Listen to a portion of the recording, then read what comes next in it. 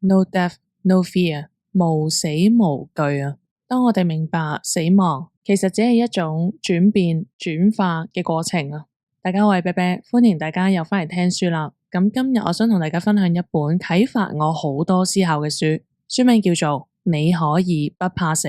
作者係一行禪師。大家有冇諗過我哋最深層嘅恐懼啊？好多人都係咧，就係對死亡嘅恐懼咯。呢一個恐懼，作者話俾我哋聽咧，好可能只不過係建立喺咧我哋對現實世界嘅一個誤解之上啊。咁而一行禪師喺呢本書入邊咧，提出咗一個幾令人釋懷嘅一個觀點啊。佢就話啦，我哋一個人即係一個獨立嘅個體啦，我哋嘅人生其實我哋未必需要以一個咧開始同埋結束嘅態度去看待噶。相反啊，我哋嘅人生咧其實係一個不斷轉變嘅一個過程啊。而呢個轉變咧，其實係令到我哋咧從未真正消失噶，只不過係我哋同現實世界嘅連結嘅方式唔同咗啫。咩意思咧？咁我喺跟住落嚟呢一集嘅部分咧，就會解釋俾大家聽啦。今日我會分享部分呢本書嘅精華內容啦。咁而呢本書我 total 會講5集嘅。大家聽完今集有興趣嘅話咧，可以買呢本書嚟睇下啦，又或者撳下面條 link join 會員啦。頻道而家已經累積咗超過100本書，我建議大家喺 Patreon 嗰邊加入嘅，因為冇廣告嘅滋擾啦，同埋可以有背景播放嘅功能啊，咁大家就會聽得舒服啲啦。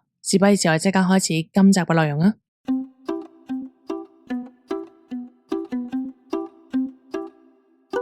咁首先介紹一下一行禪師先啦。咁呢位嘅高僧咧，就係喺1926年出世喺越南嘅禪師嚟噶。佢曾經俾馬丁路德金博士提名過諾貝爾和平獎，亦都係西方咧最有影響力嘅佛教老師之一嚟噶。佢喺2022年圓寂之前已經寫咗超過100本書啊，仲喺法國建立咗一個叫做梅村 Plum Village 嘅正念收集中心，影響咗成千上萬人嘅生活噶。嗱，咁啱啱我提到啦，一行禪師佢喺呢本書入邊咧提到啦，死亡其實冇話係一個終結嚟嘅，只不過係我哋同現實世界嘅呢個連結嘅方式轉變咗啫。舉個好簡單嘅例子，大家可能會容易明白啲嘅，就係記得咧有一次啤啤我咧就坐咗喺公園嗰度，咁啊睇住嗰啲落葉咧慢慢飄落喺個地下嗰度，咁突然間我就諗起一行禪師講過嘅一句說話啦，就係當我哋觀察一個花園經歷4季變化，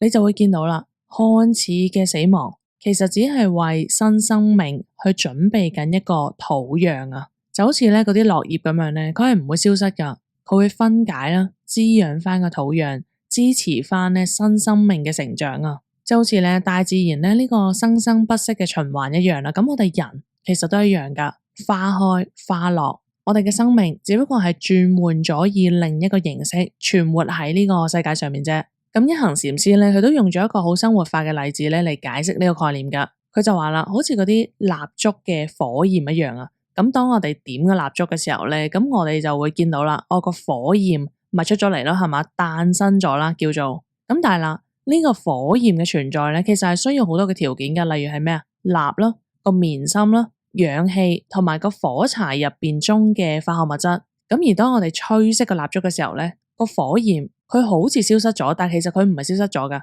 佢只不過係轉變咗成為一啲嘅熱能、光能散發去個空氣入邊啫，佢嘅形態改變咗，但係佢嘅能量係依然存在喺度噶。咁聽完呢幾個例子咧，大家可能會更加明白一啲啦。咁而我哋嘅身體咧，其實都係咁樣運作噶，我哋嘅細胞會不斷咁樣更新啦、替換啦。你而家感受緊嘅每一次嘅呼吸，氧氣進進出出，又或者係你食嘢吸收到嘅營養物質，轉化成為咧我哋嘅身體組織，我哋從來咧都唔係一成不變嘅，冇所謂嘅開始同埋結束啊！所有嘢都只不過係一個咧持續轉化嘅一個過程嚟嘅啫。咁再講白一啲啦，就係當我哋面對生死嘅時候咧，咁我有位朋友咧最近即係個爸爸即係過咗身。咁係好唔開心啦，好痛苦啦，係咪？即係覺得所有嘢，即係同佢爸爸一齊嘅所有嘢，佢覺得完咗啦已經。咁坦白講喺呢啲時候咧，即係作為朋友，唯有係陪伴佢多啲啦，係咪？咁我都同佢分享咗咧一行禪師嘅呢本書啦，就話啦，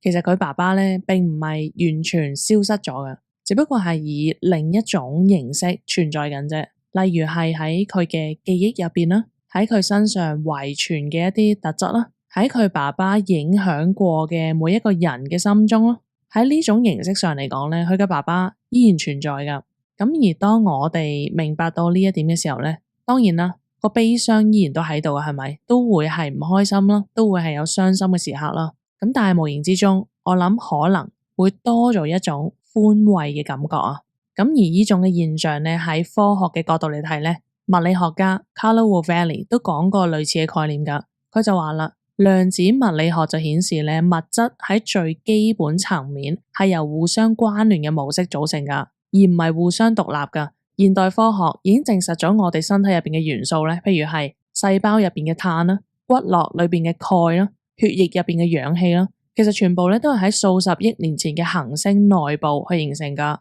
然後喺恆星爆炸嘅時候咧，散布到宇宙各個地方啦。咁聽到呢度咧，係咪突然間覺得，哇，其實我哋真係屬於宇宙嘅一部分嚟嘅，真係一體嚟噶。咁所以啦，就算我哋真係經歷死亡咧，其實我哋係咪真正消失咗咧？一切係咪就係咁簡單就會完結就會消失呢？定係我哋咧可以好似一行禪師咁樣啦，開始思考就係，或者死亡只係一種轉變而唔係終結呢？咁而一行禪師嘅呢個智慧就提醒咗我哋啦，當我哋改變對生死嘅理解嘅時候咧，我哋就可以以一種全新嘅眼光去看待生命啊，活在當下，擁抱每一刻嘅變化，而唔係去畏懼所謂嘅終結啦。所以啦，今日聽完呢一集，下次當我哋望到個夕陽，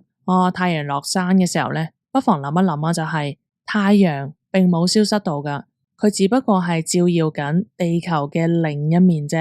而死亡會唔會都係同樣嘅意思咧？咁而呢本書我仲會講多4集嘅，咁聽日嗰集我就會同會員嗰邊咧繼續去探討執着點樣去造成痛苦啊，同埋點樣透過理解括住互為嘅呢個概念，令到我哋可以擺脫對死亡嘅恐懼呢。如果大家有興趣繼續聽落去嘅話咧，咁可以撳下面條 link 去加入會員啦。會員們咧係1年365日，每一日我都會有新節目俾大家聽噶。聽日再傾，拜拜。